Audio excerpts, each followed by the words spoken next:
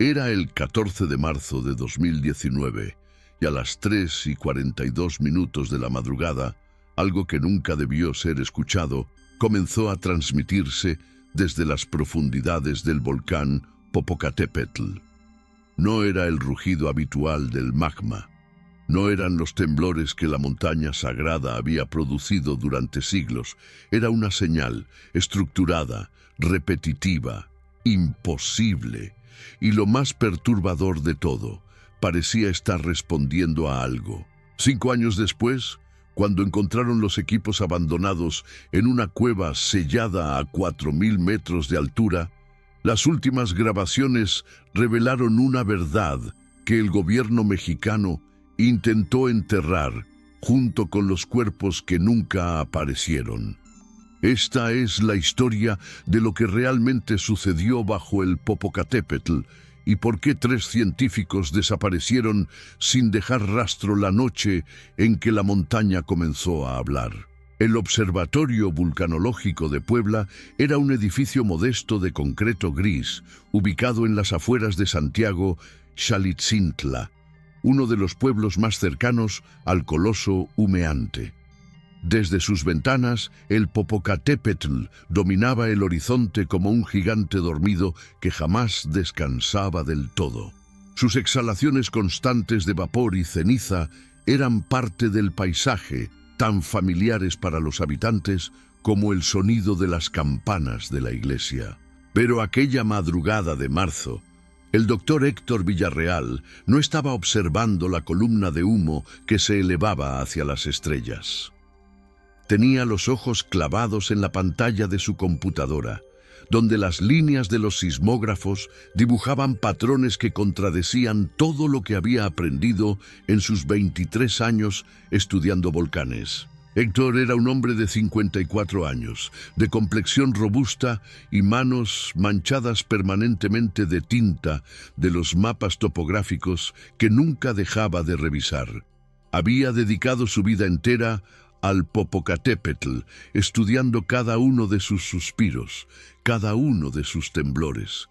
Conocía la montaña como otros hombres conocen a sus esposas, sus cambios de humor, sus advertencias sutiles, sus explosiones impredecibles. Pero lo que estaba viendo en esos gráficos no tenía precedente en ningún registro histórico. No era caos sísmico, era orden. Un patrón de frecuencias que se repetía cada 17 segundos exactos, emanando desde una profundidad de aproximadamente 8 kilómetros bajo el cráter principal. Demasiado profundo para ser actividad humana, demasiado regular para ser natural. A su lado, la doctora Mónica Estrada había dejado caer su taza de café sobre el escritorio sin siquiera notarlo. Mónica era geofísica, especializada en ondas sísmicas y modelado de estructuras internas de volcanes. A sus 38 años, había trabajado en el Vesubio, en el Etna, en el Kilauea. Había visto erupciones, colapsos de caldera, lahares devastadores, pero nunca había visto esto. Las ondas que estaba analizando no correspondían a ningún fenómeno volcánico conocido.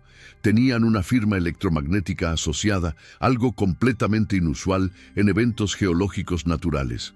Era como si algo estuviera generando un pulso desde las entrañas de la Tierra, algo que combinaba vibración mecánica con radiación electromagnética de baja frecuencia. Mónica había conectado 3 estaciones diferentes para verificar que no fuera un error de calibración. Las 3 mostraban lo mismo. La señal era real. El tercero en el equipo esa noche era el ingeniero Rafael Domínguez, un joven de 29 años, brillante y obsesivo, que había instalado personalmente la red de sensores sísmicos más avanzada que el observatorio jamás había tenido. Rafael no creía en coincidencias ni en misterios sin resolver. Para él, todo fenómeno tenía una explicación racional. Solo era cuestión de tener los datos correctos y el análisis adecuado. Pero mientras ejecutaba una tras otra las rutinas de verificación en su laptop, su confianza comenzaba a resquebrajarse. Los sensores funcionaban perfectamente. El software estaba actualizado. Las lecturas eran consistentes y, sin embargo, lo que mostraban era imposible. La señal no solo era regular, estaba modulada. Variaba su intensidad en patrones que sugerían información, como si alguien o algo estuviera transmitiendo un mensaje en código desde 8 kilómetros bajo tierra. Héctor fue el primero en romper el silencio que se había instalado en la sala de monitoreo. «Tenemos que reportar esto», dijo con voz ronca. Mónica negó con la cabeza, aún mirando fijamente las pantallas. ¿Reportar qué exactamente? ¿Que estamos detectando algo que no debería existir? ¿Nos van a decir que revisemos los equipos o que estamos interpretando mal los datos? Rafael giró en su silla, con el rostro pálido bajo la luz azulada de los monitores. No son los equipos. Ya lo verifiqué todo 2 veces. Esto es real, sea lo que sea. Héctor se puso de pie y caminó hacia la ventana. Afuera, el Popocatépetl era una silueta oscura contra el cielo estrellado, exhalando su columna perpetua de vapor que brillaba fantasmagórica bajo la luz de la luna. «Entonces tenemos que ir», dijo finalmente. «Tenemos que subir y verificar in situ qué está generando esa señal». La propuesta cayó como una piedra en agua quieta. Subir al Popocatépetl no era una excursión casual. El volcán estaba en alerta amarilla fase 2, lo que significaba actividad moderada, con explosiones esporádicas. Las autoridades tenían prohibido el acceso a cualquier persona más allá de los puestos de vigilancia en la base. Pero Héctor tenía permisos especiales como director del observatorio. Había subido docenas de veces para instalar equipos o tomar muestras de gases. Conocía las rutas seguras, los refugios de emergencia, los patrones de actividad del volcán. Y más importante aún, sabía que si no documentaban esto personalmente, nadie les creería. Mónica fue la siguiente en asentir. Podemos llevar equipos portátiles, magnetómetros, espectrógrafos, grabadoras sísmicas, si logramos triangular el origen exacto de la señal. Rafael la interrumpió. Necesitamos ir ahora, mientras la señal siga activa. Si esperamos a que amanezca y pedimos autorización oficial, podría detenerse y perder la oportunidad. Fueron necesarios solo 40 minutos para preparar el equipo. Héctor llamó a su contacto en Protección Civil para notificar que subirían a revisar una anomalía sísmica, omitiendo deliberadamente la naturaleza exacta de lo que habían detectado. Mónica empacó los instrumentos de medición en mochilas reforzadas, verificando las baterías y los sistemas de grabación. Rafael descargó los datos más recientes en 3 memorias USB diferentes y las distribuyó entre los 3, por si acaso. A las 4:37 de la madrugada, la camioneta Toyota del observatorio comenzó a trepar por el camino de terracería que serpenteaba hacia las faldas del gigante. Si descubrimos algo importante con esto, asegúrense de seguir nuestro canal, porque aquí en Ecos del Silencio siempre buscamos la verdad detrás de los misterios que otros prefieren ignorar. El ascenso inicial fue rutinario. Héctor conducía con la seguridad de quien había hecho ese recorrido cientos de veces, esquivando rocas volcánicas y navegando las curvas cerradas sin reducir demasiado la velocidad. Mónica iba en el asiento del copiloto, monitoreando en una tablet portátil la señal que seguía transmitiéndose desde las profundidades. Rafael iba atrás, revisando una y otra vez los mapas topográficos tridimensionales que mostraban la estructura interna del volcán según los estudios de tomografía sísmica más recientes. Según sus cálculos, si extrapolaban la posición exacta de la fuente de la señal, esta provenía de una zona donde los modelos geológicos sugerían la existencia de una cámara magmática secundaria. Pero la señal no tenía las características del magma. Era demasiado fría, demasiado estable, demasiado organizada. A los 3000 metros de altitud, el camino se volvió intransitable para vehículos. Dejaron la camioneta en un pequeño claro, donde los vulcanólogos solían estacionar durante las expediciones de medición. El frío de la madrugada era cortante a esa altura y el aire comenzaba a enrarecerse. Se colocaron los arneses de escalada, distribuyeron el peso del equipo y comenzaron la caminata hacia el refugio de emergencia, ubicado a 3500 metros. Desde allí, según los cálculos de Rafael, estarían lo suficientemente cerca del epicentro de la señal para hacer mediciones precisas. El silencio de la montaña era absoluto, roto solo por el crujir de sus botas sobre la ceniza volcánica y el distante rumor del viento en las alturas. Pero cada 17 segundos, los magnetómetros portátiles que llevaban emitían un pitido suave. La señal seguía allí, constante, esperando. Llegaron al refugio cuando el cielo comenzaba a teñirse de un gris plomizo que anunciaba el amanecer.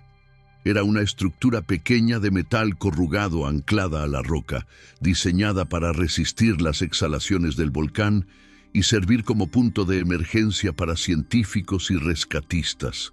Dentro había literas plegables, provisiones básicas selladas en contenedores herméticos y un radio de comunicación conectado a una antena exterior. Héctor encendió el generador portátil mientras Mónica y Rafael comenzaban a desplegar los equipos de medición.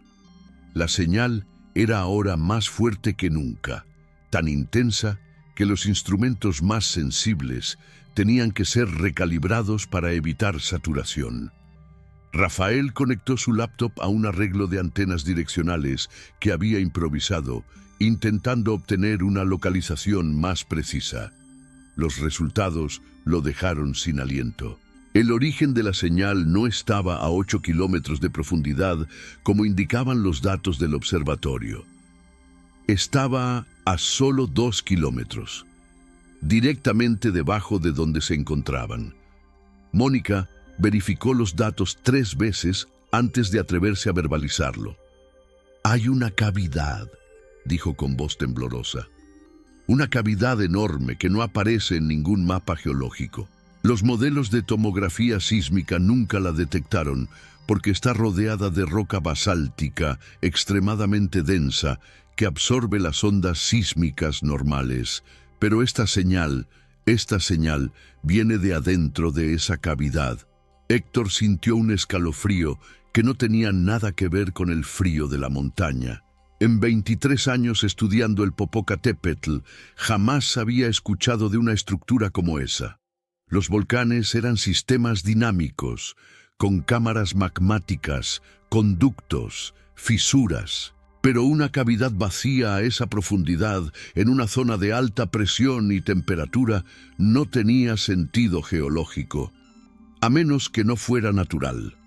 Rafael había comenzado a analizar la estructura de la señal con software de procesamiento de audio.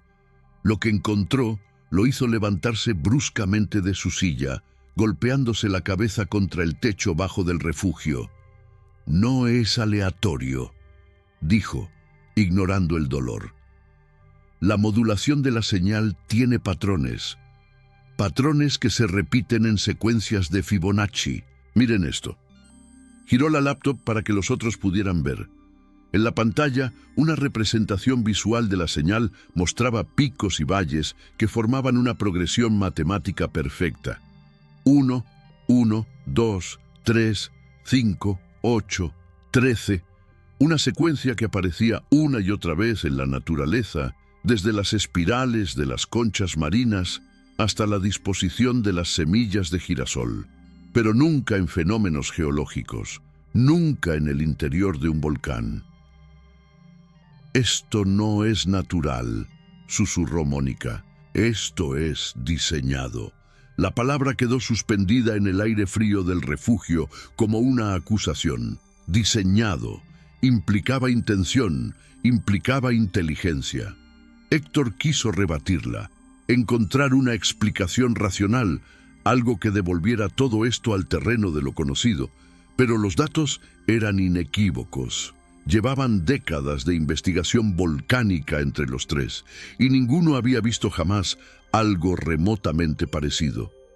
«Necesitamos llegar a la fuente», dijo finalmente Héctor. «Necesitamos encontrar cómo acceder a esa cavidad». Rafael ya estaba revisando los mapas topográficos detallados de la zona, buscando fisuras, tubos de lava, cualquier formación natural que pudiera conducir hacia las profundidades. Fue Mónica quien encontró la respuesta en un documento olvidado que había descargado años atrás de los archivos del Instituto de Geología. En 1947, un equipo de espeleólogos había reportado la existencia de un sistema de cuevas en el flanco noreste del Popocatépetl, a aproximadamente 3.800 metros de altitud. Las cuevas habían sido exploradas superficialmente y luego selladas por las autoridades debido al riesgo de colapso y emanaciones de gases tóxicos. El reporte mencionaba que los espeleólogos habían descendido hasta una profundidad de 300 metros antes de encontrar un pasaje que se volvía demasiado estrecho y peligroso para continuar. Pero lo más interesante era una nota al pie del documento. Los instrumentos de medición reportaron anomalías magnéticas inexplicables en las secciones más profundas. Se recomienda investigación adicional con equipo especializado. Esa investigación nunca se realizó, o al menos nunca se publicó. Héctor conocía la ubicación aproximada de esas cuevas. Había pasado junto a la entrada sellada docenas de veces durante sus expediciones. Estaba a menos de medio kilómetro del refugio, en una formación rocosa que desde lejos parecía un simple acantilado. «Podemos llegar allí en 20 minutos», dijo, ya comenzando a reempacar el equipo esencial. Mónica vaciló. «Héctor, esas cuevas fueron selladas por una razón. No sabemos qué condiciones hay allá abajo. Podría haber gases, inestabilidad estructural, o podría haber la respuesta a qué está generando esa señal», la interrumpió Rafael, con una intensidad en la mirada que Mónica no le había visto antes. «Podría haber algo que cambie todo lo que creemos saber sobre este volcán, sobre la geología, sobre todo». Héctor asintió. «Tomamos mediciones básicas. Si vemos cualquier señal de peligro, nos retiramos inmediatamente, pero tenemos que intentarlo». El sol había comenzado a asomar sobre el horizonte cuando salieron del refugio, proyectando sombras largas y deformadas sobre el paisaje lunar de ceniza y roca volcánica. El Popocatépetl exhalaba su columna de vapor con la regularidad de un metrónomo, indiferente a los tres humanos que caminaban por su piel de piedra en busca de sus secretos enterrados. Tardaron 18 minutos en llegar a la formación rocosa. La entrada de las cuevas estaba efectivamente sellada, pero no con el concreto industrial que Héctor había esperado. Era un sello más antiguo, de piedras apiladas y argamasa deteriorada que se desmoronaba al tacto. Alguien había intentado abrir la entrada antes. Recientemente, había marcas frescas en las rocas, arañazos metálicos, huellas de herramientas, y en el suelo, medio enterrado en la ceniza, encontraron algo que los hizo detenerse en seco. Un gafete de identificación del Instituto de Geofísica de la UNAM, con la foto de un hombre de mediana edad y un nombre, Dr. Alberto Mendoza, con fecha de expedición del 8 de marzo de 2019, 6 días atrás. Héctor reconoció el nombre.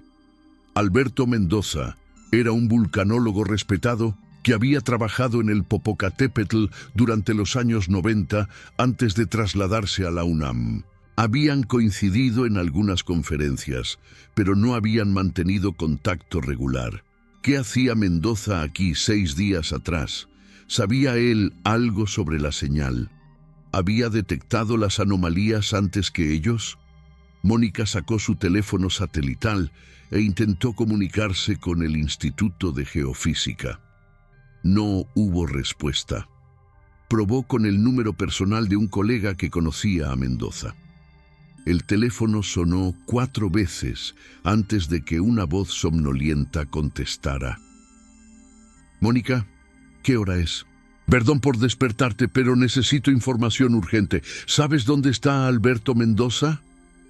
Hubo una pausa larga del otro lado. «Mónica, Alberto está desaparecido. Su esposa reportó que no regresó de un viaje de campo hace 5 días. La policía lo está buscando, pero no hay rastro. Se supone que iba al cofre de Perote, pero... ¿Por qué preguntas?» Mónica miró el gafete en su mano. «Porque acabamos de encontrar su identificación en el Popocatépetl». La conversación terminó abruptamente con promesas de llamar después con más detalles. Mónica guardó el teléfono con manos temblorosas. «Mendoza no desapareció en el cofre de Perote», dijo. «Desapareció aquí. Estaba investigando lo mismo que nosotros». Rafael había comenzado a remover las piedras que sellaban la entrada, trabajando con una energía frenética. «Entonces, tenemos que encontrarlo, o encontrar lo que él encontró». Héctor lo ayudó, y entre los dos lograron crear una abertura lo suficientemente grande para pasar. Del interior emanaba un aire extrañamente cálido, con un olor metálico que ninguno de los tres pudo identificar. Encendieron sus lámparas frontales. El haz de luz iluminó un túnel descendente de paredes irregulares de roca basáltica, y en esas paredes, grabados con algún tipo de herramienta de precisión, había símbolos. No eran antiguos petroglifos prehispánicos, eran diagramas, ecuaciones, representaciones de ondas y frecuencias que se parecían inquietantemente a los patrones de la señal que habían estado estudiando. Alguien había estado aquí antes. Alguien había sabido sobre esto desde hace mucho tiempo. Héctor fue el primero en entrar, con Mónica y Rafael siguiéndolo de cerca. El túnel descendía en una espiral suave, lo suficientemente amplio para caminar erguidos, pero lo bastante estrecho para crear una sensación de claustrofobia. Las paredes estaban curiosamente lisas en algunas secciones, como si hubieran sido pulidas o talladas deliberadamente. Cada 17 segundos, un pulso casi imperceptible recorría la roca, sincronizado perfectamente con la señal que sus instrumentos seguían detectando. Era como caminar dentro del cuerpo de un ser vivo, sintiendo su latido resonar a través de la piedra. Descendieron durante lo que pareció una eternidad, aunque el GPS de Rafael indicaba que solo habían avanzado 200 metros en profundidad. Y entonces el túnel se abrió abruptamente en una cámara que no debería existir. La cavidad era enorme. Una catedral subterránea tallada en roca basáltica negra que brillaba con un lustre casi metálico bajo la luz de sus lámparas. El techo se perdía en la oscuridad a al menos 30 metros de altura, y el espacio se extendía en todas direcciones formando una esfera casi perfecta de aproximadamente 100 metros de diámetro. Pero lo verdaderamente imposible no era el tamaño de la cámara, era su geometría. Las paredes no mostraban las irregularidades naturales de una formación volcánica. Eran suaves, con curvas que seguían patrones matemáticos precisos, como si alguien hubiera excavado este espacio usando algún tipo de plantilla gigante. Y en el centro de la cámara, suspendido en el aire por una estructura de rocas que desafiaba cualquier explicación geológica, había un objeto. A primera vista, parecía una esfera de aproximadamente 2 metros de diámetro, pero a medida que se acercaban, su verdadera naturaleza se volvía más desconcertante. No era exactamente esférica, sino que fluctuaba sutilmente, como si estuviera hecha de un material semilíquido que mantenía su forma por tensión superficial. Su color era difícil de definir. negro azabache en un momento, con reflejos metálicos plateados al siguiente, como si absorbiera y reflejara la luz de maneras que no deberían ser posibles, y cada 17 segundos emitía un pulso, un destello de luz que duraba exactamente medio segundo, acompañado de una vibración que se sentía en los huesos. Era hermoso y aterrador al mismo tiempo. Era la fuente de la señal. Mónica había dejado caer su mochila sin darse cuenta, caminando hacia el objeto como hipnotizada. Héctor la detuvo sujetándola del brazo. No sabemos qué es eso. Podría ser radiactivo, podría ser inestable, pero incluso mientras hablaba, sus propios pies lo llevaban hacia adelante. La atracción era casi magnética, como si el objeto ejerciera algún tipo de influencia sobre sus mentes. Rafael fue el único que mantuvo suficiente compostura para comenzar a tomar mediciones. Los instrumentos enloquecieron. El magnetómetro marcaba fluctuaciones de campo magnético que excedían su escala de medición. El espectrómetro detectaba emisiones en frecuencias que no correspondían a ningún elemento conocido. La cámara termográfica mostraba que el objeto no emitía calor, pero tampoco lo absorbía. Existía en una temperatura que la tecnología humana no podía medir porque parecía estar fuera del gradiente térmico normal del espacio circundante. «Esto no es natural», dijo Rafael, su voz apenas un susurro. «Esto no es de aquí». Las palabras parecían inadecuadas, incluso ridículas, pero eran las únicas que podían describir lo que estaban presenciando.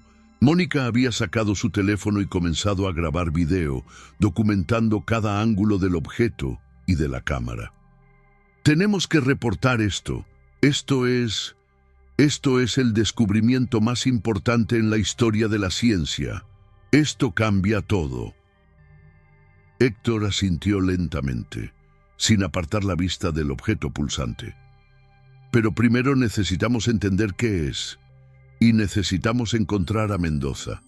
Si él llegó hasta aquí, tiene que haber dejado algún rastro». Como si hubiera sido invocado por su nombre, Rafael emitió un grito ahogado desde el otro lado de la cámara. Había encontrado algo. Una mochila de expedición, del tipo que usaban los investigadores de campo, medio oculta detrás de una formación rocosa. Estaba abierta, con su contenido parcialmente esparcido por el suelo. Libretas de campo con notas garabateadas frenéticamente. Equipos de medición similares a los que ellos llevaban. Algunos con las pantallas rotas como si hubieran sido arrojados con violencia, y una grabadora digital con la luz indicadora todavía parpadeando en rojo. Aún tenía batería, aún tenía algo grabado. Con manos temblorosas, Rafael presionó el botón de reproducción. La voz que emergió del pequeño altavoz era áspera, jadeante, al borde del pánico. Día 6, o al menos creo que es día 6. He perdido la noción del tiempo aquí abajo. La señal no es una transmisión al azar, es una respuesta. Cada vez que me acerco al objeto, la frecuencia cambia. Es como si estuviera consciente de mi presencia. Anoche, o lo que creo que fue anoche, intenté tomar una muestra de la superficie. Mi herramienta de corte se desintegró al contacto. Literalmente se convirtió en polvo.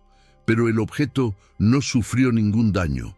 Es como si estuviera protegido por algún tipo de campo de fuerza que... La grabación se interrumpió con un sonido de estática. Luego la voz de Mendoza regresó, ahora con un tono diferente, más calmado, demasiado calmado. He comenzado a entender. Los símbolos en las paredes del túnel no son ecuaciones científicas modernas, son instrucciones dejadas por quien construyó esto, o por quienes lo encontraron antes que yo. Hay referencias a una civilización anterior a los olmecas, anterior a cualquier cultura que conozcamos. Ellos sabían que esto estaba aquí y construyeron el Popocatépetl encima para ocultarlo, para protegerlo, o para contenerlo. La grabación continuó, pero la voz de Mendoza se volvía progresivamente más incoherente. Hablaba de visiones, de comprensiones que llegaban a su mente sin ser pensadas, de una sensación de que el objeto estaba comunicándose con él directamente, sin usar palabras ni sonidos, sino implantando conocimiento puro en su conciencia. Describía haber visto el pasado de la Tierra, civilizaciones que se alzaron y cayeron millones de años antes de que los primeros humanos caminaran. Tecnologías que harían parecer primitivo todo lo que la humanidad moderna había logrado. Y entonces, abruptamente, su tono cambió a terror puro. No puedo. No puedo saber esto. Es demasiado. Hay algo más. Algo que está llegando. El objeto no está dormido. Está esperando que se cumplan ciertas condiciones. Y Dios mío, yo he activado algo. El pulso está acelerándose. Ya no son 17 segundos, son 15, 14. Está comenzando una cuenta regresiva y yo no sé cómo detenerla. La última entrada de la grabación era apenas audible. La voz de Mendoza reducida a un susurro aterrorizado. A quien encuentre esto, no se acerquen más al objeto, no intenten estudiarlo, celen la cueva, celen todo el volcán si es necesario. Porque lo que está aquí abajo no es un descubrimiento, es una advertencia. Y nosotros ya hemos fallado en escucharla. Luego, solo estática. El silencio que siguió fue absoluto, roto solo por el pulso regular del objeto. Rafael verificó el contador de la grabadora. La última entrada estaba fechada el 10 de marzo de 2019, 4 días atrás. Mendoza había estado aquí 4 días antes y ahora había desaparecido completamente. Héctor se obligó a pensar con claridad a pesar del terror que comenzaba a trepar por su columna vertebral. Necesitamos buscar más rastros. Si Mendoza grabó esto hace 4 días, tiene que haber alguna indicación de hacia dónde fue después. Comenzaron a peinar sistemáticamente la cámara, manteniendo una distancia prudente del objeto central. Encontraron más libretas de campo esparcidas, con diagramas cada vez más complejos y anotaciones que progresivamente perdían coherencia. Las últimas páginas eran casi ilegibles, llenas de símbolos que Mendoza parecía haber copiado de las paredes del túnel, mezclados con ecuaciones que no seguían ninguna matemática reconocible. Y luego, en el extremo opuesto de la cámara, oculta por las sombras y las irregularidades de la roca, encontraron otra abertura. Un segundo túnel que descendía aún más profundo. Mónica iluminó el túnel con su lámpara frontal. El interior era diferente al pasaje por el que habían llegado. Más estrecho, con paredes que mostraban marcas de herramientas de excavación moderna. Mendoza había continuado descendiendo, ampliando un pasaje natural o quizás creando uno nuevo. No podemos seguirlo, dijo Mónica con firmeza. No sin refuerzos, sin equipo de rescate, sin informar a alguien dónde estamos. Héctor sabía que tenía razón.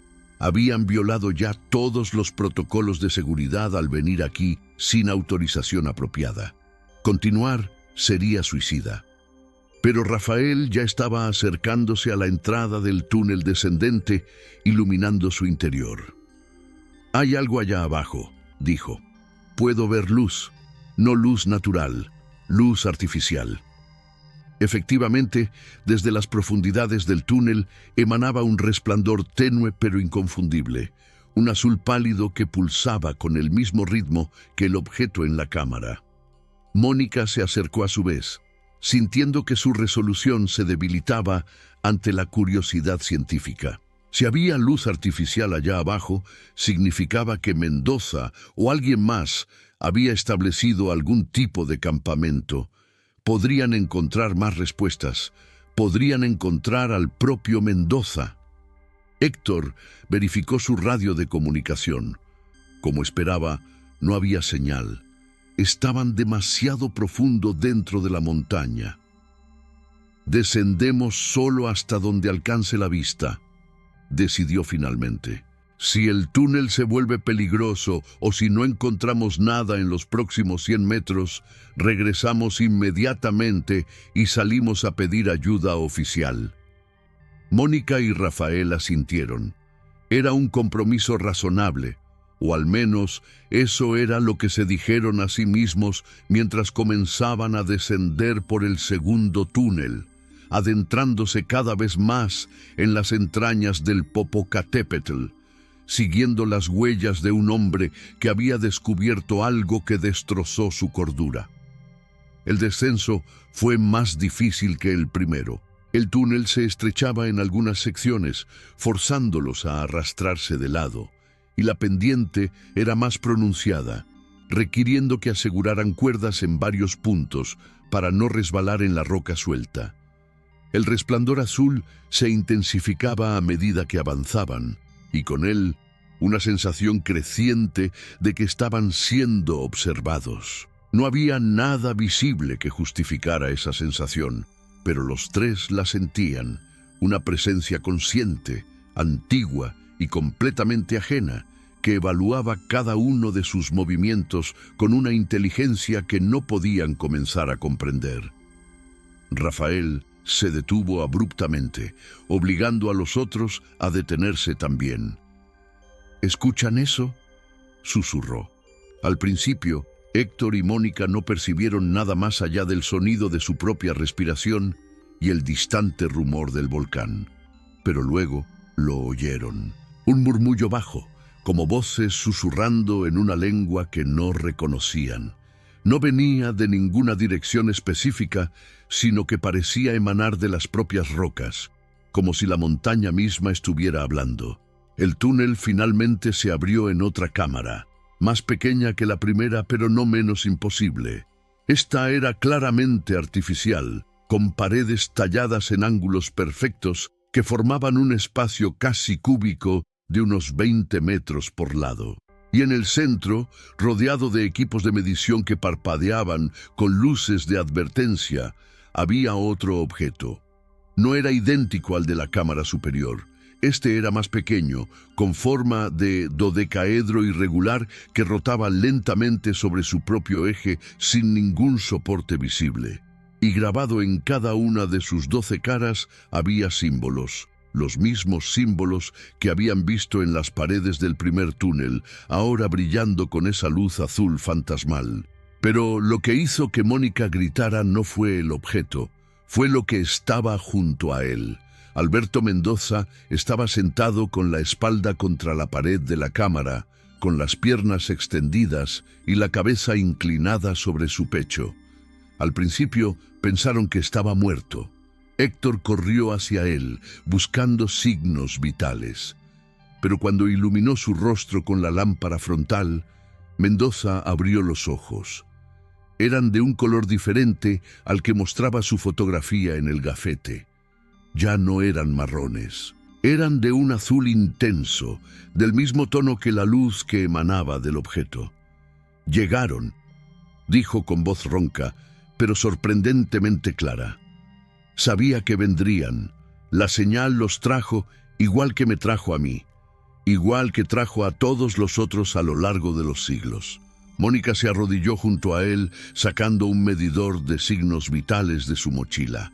Los números que aparecieron en la pantalla no tenían sentido. La frecuencia cardíaca de Mendoza era de solo 20 latidos por minuto, pero estaba consciente y hablando. Su temperatura corporal era de 32 grados Celsius, demasiado baja para mantener funciones cognitivas. Y sin embargo, allí estaba, mirándolos con esos ojos imposibles. «¿Qué te pasó?», preguntó Héctor, luchando por mantener su voz estable. Mendoza sonrió, una expresión que era simultáneamente pacífica y profundamente perturbadora. «Entendí», dijo simplemente. «Pasé demasiado tiempo cerca de los objetos, dejé que sus frecuencias sincronizaran con mi biología. Y ahora puedo ver lo que ellos ven, saber lo que ellos saben. Este volcán, Héctor, no es un volcán, Nunca lo fue. Es una estructura, una instalación construida hace 130 millones de años por algo que vino de fuera. Los objetos son semillas, semillas de conocimiento sembradas en puntos específicos del planeta, esperando a que evolucionara una especie lo suficientemente inteligente para encontrarlas y descifrarlas. Somos la 17ª especie en intentarlo. Las otras 16 fallaron. Se autodestruyeron con el conocimiento antes de poder usarlo adecuadamente. Rafael había comenzado a retroceder lentamente hacia la salida del túnel. Esto es una locura. Él está delirando. Necesitamos sacarlo de aquí y llevarlo a un hospital. Pero Mendoza negó con la cabeza. No puedo salir. Estoy sincronizado con los objetos ahora. Si me alejo más de 50 metros, mi biología colapsará. Me convertí en parte del sistema, un nodo orgánico en una red que se extiende por todo el planeta. Hay 347 instalaciones como esta, bajo el Kilimanjaro, bajo el Everest, en el fondo del Triángulo de las Bermudas, en la Antártida, en Marte, esperando, siempre esperando. Se puso de pie con movimientos fluidos que contradecían su estado físico aparente. Pero ustedes aún pueden salir, deben advertir a los otros. La cuenta regresiva que activé no se puede detener. En 72 horas, todos los objetos en todas las instalaciones se activarán simultáneamente, y entonces el verdadero propósito de las semillas se revelará. Mónica agarró a Mendoza por los hombros. ¿Qué propósito? ¿Qué va a pasar? Mendoza la miró con una expresión de infinita tristeza. Juicio, dijo suavemente. Los objetos evaluarán si nuestra especie ha alcanzado la madurez necesaria para recibir el conocimiento que contienen. Si hemos aprendido a trascender nuestra violencia, nuestra codicia, nuestra tendencia autodestructiva. Si fallamos, las semillas germinarán de una manera diferente. Liberarán no conocimiento, sino esterilización.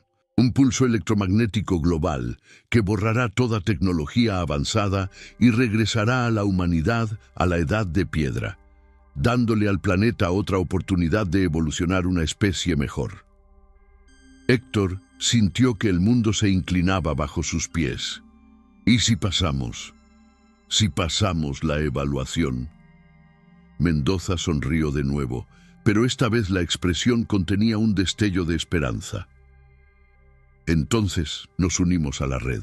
Acceso instantáneo a todo el conocimiento acumulado de las otras civilizaciones que pasaron la prueba. Tecnología para viajar entre estrellas, para curar cualquier enfermedad, para terraformar planetas. El universo se abre para nosotros.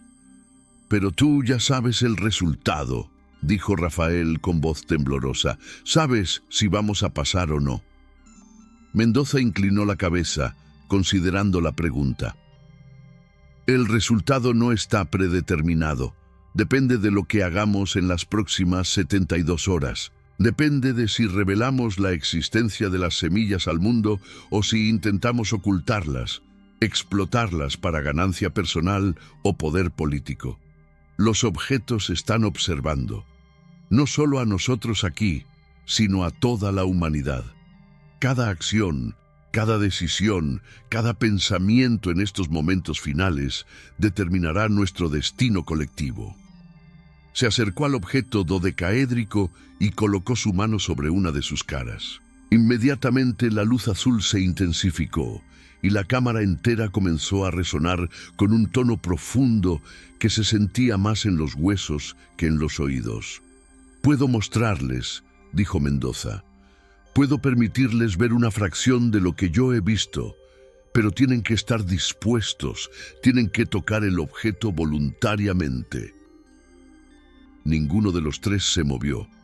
La invitación era simultáneamente la más tentadora y la más aterradora que jamás hubieran recibido.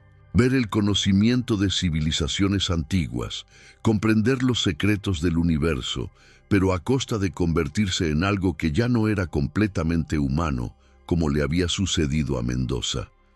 Mónica fue la primera en hablar. «No», dijo con firmeza, «no vamos a tocar eso, vamos a salir de aquí, vamos a reportar lo que hemos encontrado a las autoridades apropiadas y vamos a dejar que la humanidad decida colectivamente qué hacer con esta información». Mendoza asintió, como si hubiera esperado esa respuesta. «Sabia decisión, pero sepan esto. El momento en que salgan de estas cuevas y hagan pública su historia, agentes de varios gobiernos vendrán. Gobiernos que han sabido sobre las semillas durante décadas, pero han mantenido su existencia en secreto absoluto. Intentarán silenciarlos, confiscar su evidencia, borrar cualquier rastro de que estuvieron aquí». «¿Cómo sabes eso?», preguntó Héctor.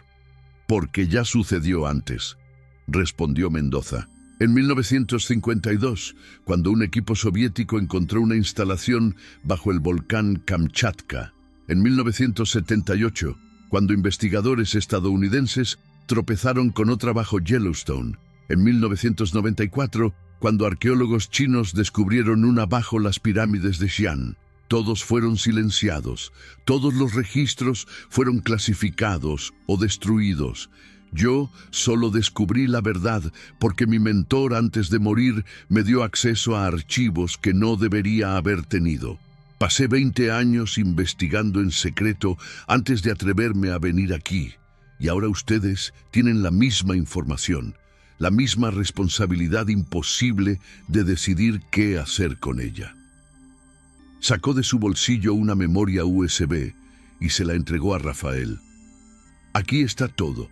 Mis investigaciones, las coordenadas de las otras instalaciones conocidas, los nombres de las personas en posiciones de poder que saben la verdad, códigos de acceso a archivos clasificados. Si van a revelar esto al mundo, necesitarán evidencia que no puedan refutar». Rafael tomó la memoria USB con manos temblorosas y la guardó en el bolsillo más profundo de su chaqueta. «¿Y tú? ¿Qué vas a hacer?». Mendoza volvió a sentarse contra la pared, su cuerpo relajándose como si finalmente pudiera descansar. «Yo me quedo. Alguien tiene que monitorear los objetos durante la cuenta regresiva.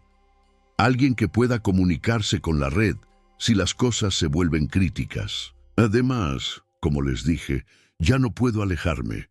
Este es mi lugar ahora, mi tumba o mi trono, dependiendo de cómo resulten las próximas 72 horas. Cerró los ojos, esos ojos imposiblemente azules que habían visto demasiado. «Vayan, corran, y recuerden, cada segundo que pasen debatiendo si revelar la verdad es un segundo menos para preparar a la humanidad para lo que viene. Elijan sabiamente».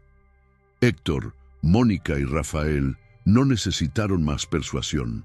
Comenzaron el ascenso de regreso por los túneles, sus lámparas frontales cortando la oscuridad, mientras el pulso de los objetos los seguía como un latido constante. No hablaron durante el ascenso. No había palabras para procesar lo que acababan de presenciar, lo que acababan de aprender. Cuando finalmente emergieron de las cuevas, el sol ya estaba alto en el cielo. El mundo exterior parecía exactamente igual a como lo habían dejado, pero ellos sabían que nada volvería a ser lo mismo.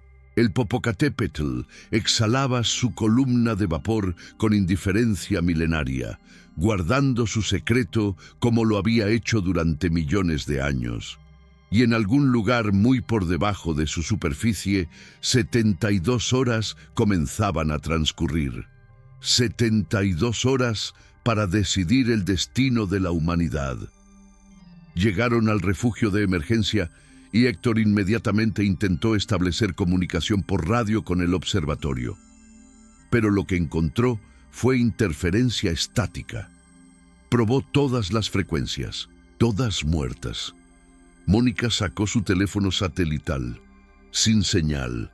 Los GPS de sus equipos mostraban coordenadas erráticas, saltando entre ubicaciones separadas por cientos de kilómetros. «Nos están bloqueando», dijo Rafael, verificando su laptop.